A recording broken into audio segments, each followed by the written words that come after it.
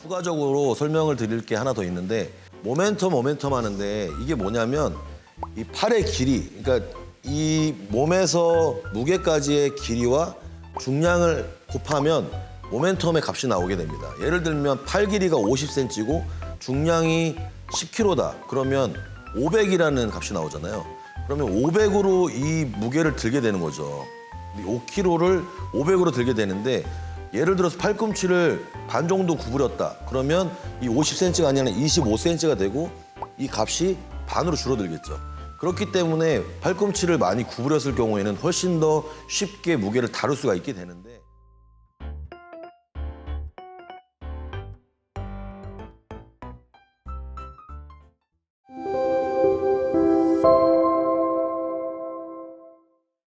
여러분 안녕하세요.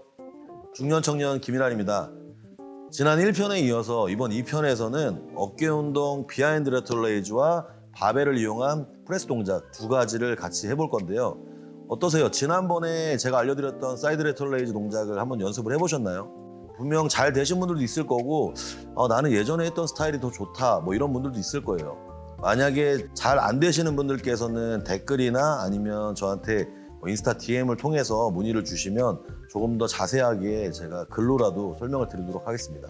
자, 그러면 이번 2편에서는 이제 어깨 뒤쪽에 있는 후면 삼각근을 타격할 수 있는 비하인드 레터레이즈를 첫 번째로 배워보도록 하겠습니다.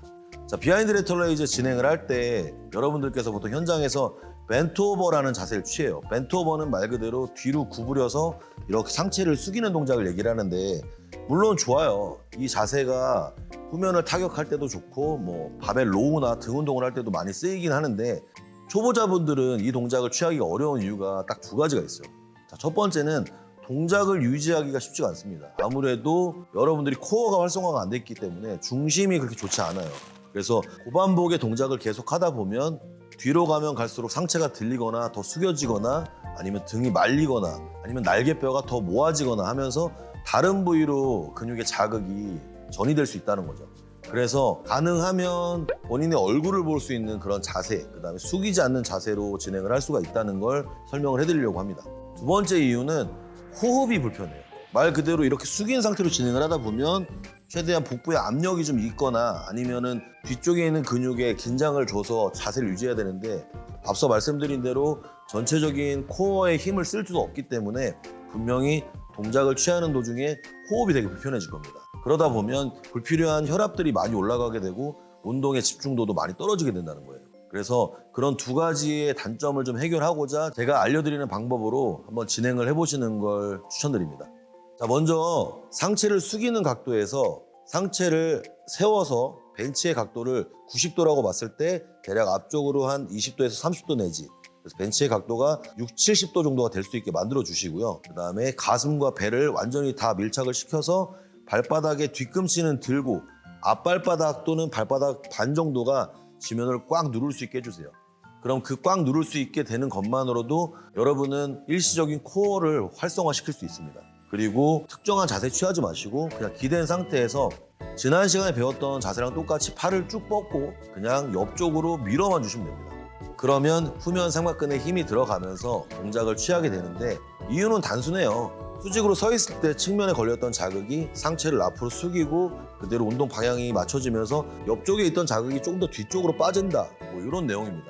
그래서 후면 삼각근을 숙이지 않고 타격을 줄 수 있는 방법을 한번 소개를 시켜드리는 거고요. 여기에서 중요한 거는 이 세 손가락, 중지, 약지, 소지 이 세 손가락의 그립을 조금 더 견고하게 잡아주시면 연결되어 있는 신경선에서 훨씬 더 활성화가 잘 되기 때문에 후면 삼각근에 자극을 더 크게 줄 수 있다는 겁니다. 그래서 말씀드린 대로 3, 4, 5번 손가락에 힘을 잘 주시고 그립을 꼼꼼하게 잡은 상태에서 옆쪽으로 멀리 밀어주시면 후면 삼각근의 자극을 끌어내기가 쉽습니다. 여기서도 포인트는 거울을 잘 활용하셔야 되는데 이 동작을 취하실 때 전에 알려드렸던 사례랑 똑같이 한 가지 제가 빼먹은 게 있는데 헬스장에 있는 거울을 활용을 하려면 전면과 측면에 거울이 있는 곳에서 진행을 하시면서 앞모습도 보시고 옆모습도 보시면서 진행을 하면 훨씬 더 효과적으로 운동을 진행할 수 있고요. 이 팔 같은 경우는 내 몸을 기준으로 수평으로만 움직임이 나올 수 있게 만들어 주셔야 돼요. 잠깐 보여드리면 이렇게 진행을 하는 게 사이드 레터레이즈라면 상체가 앞으로 숙여지고 이렇게 진행을 하면 뒤쪽에 자극이 온다는 겁니다. 자, 못 믿겠으면 한번 오늘 가서 한번 해보세요. 그러면 훨씬 더 쉽게 후면삼각근의 자극을 끌어내실 수 있을 거예요. 여기까지가 비하인드 레터럴 레이즈에 대해서 알아보신 거고, 두 번째는 여러분들의 어깨 사이즈를 증가시키고 매스업을 할 수 있는 바벨 프레스예요. 일명 밀리터리 프레스라고도 하고요. 앞쪽에서 들어서 어깨의 전면과 측면에 자극을 끌어내서 사이즈를 증가시킬 수 있는 동작이고요.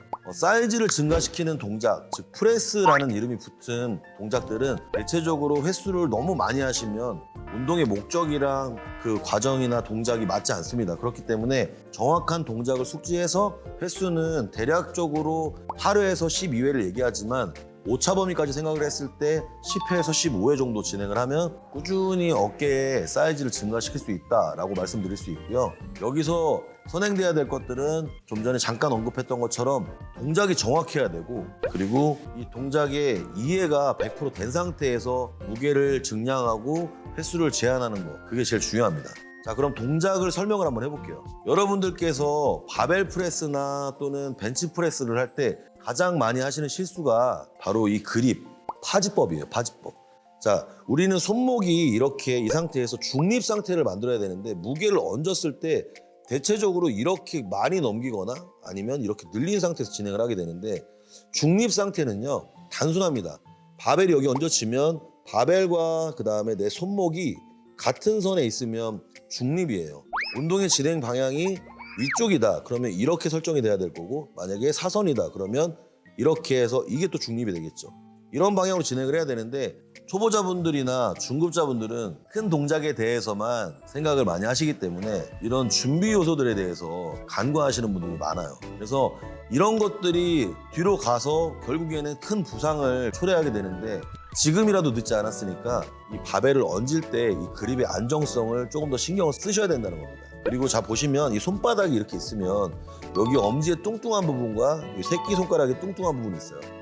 모지구, 소지구라고 합니다. 그래서 우리가 보통 프레스를 할 때는 이 모지구, 소지구 사이 여기에다가 무게를 얹어놓고, 정말 말 그대로 얹어놓고 팔꿈치 아래에 있는 힘의 작용점을 만들고 위로 그 방향대로 밀어주면 되는 거예요.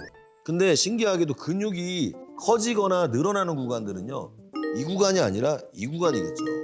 그래서 밀었다 내릴 때 이 손바닥의 힘점의 저항을 어떻게 가져갈 것이며 그 운동의 진행 방향을 어떻게 해서 어깨가 늘어나게 될 것인지, 이런 부분에 대해서 꼭 생각을 하시고 운동을 했으면 좋겠어요. 자, 그럼 정리해서 말씀드릴게요.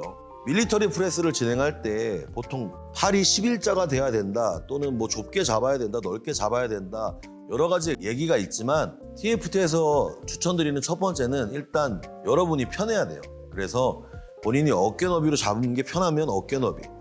나는 좀 이 어깨가 좀 뻐근하다, 좁게 잡으니까, 그러면은 조금 더 넓게 잡아보시고, 이렇게 자세를 취했을 때 불편함이 없으면 그게 여러분의 포지션이에요. 그래서 일단 얹어놓고요. 이 전완부에다 얹어놓고 아까 말씀드린 부위에다가 무게를 걸어서 힘점을 잡고, 그 다음에 아래에서 힘을 발생을 시킨다라고 생각을 하시고 쭉 밀었을 때 가동 범위가 팔꿈치가 펴지는 구간이 100이면 대략 7, 80이에요.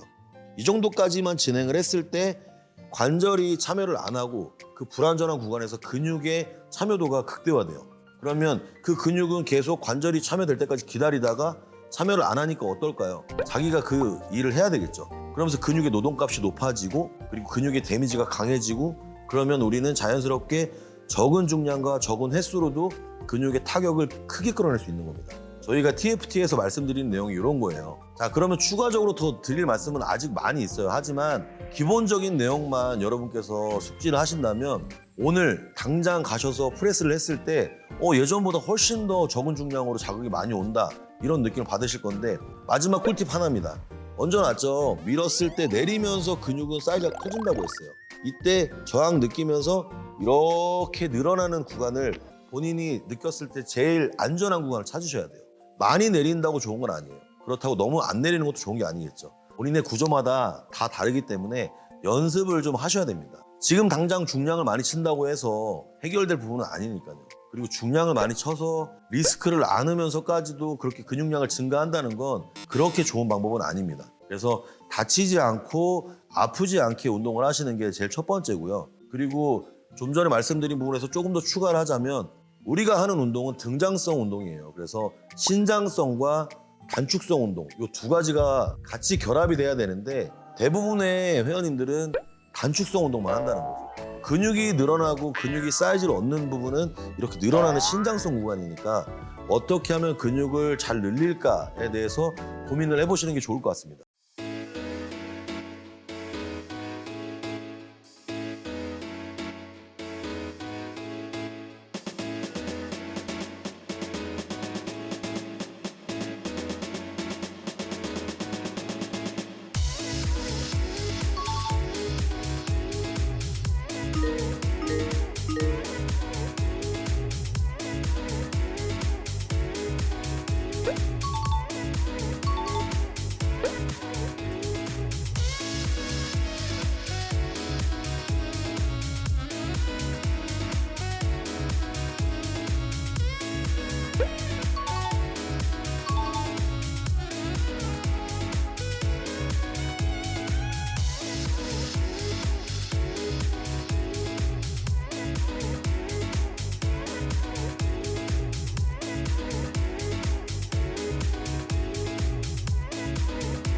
자, 오늘 어깨 운동은 여기까지 진행할 거고요. 더 궁금하신 사항들은 댓글 남겨주시면 저희가 영상을 제작하는데 참고해서 추후에 촬영을 또 하도록 하겠습니다. 자, 그러면 여러분들 안전하게 운동하시고 오늘도 득근하시고 건강하시기 바랍니다. 그럼 저는 다음 시간에 또 뵐게요. 감사합니다.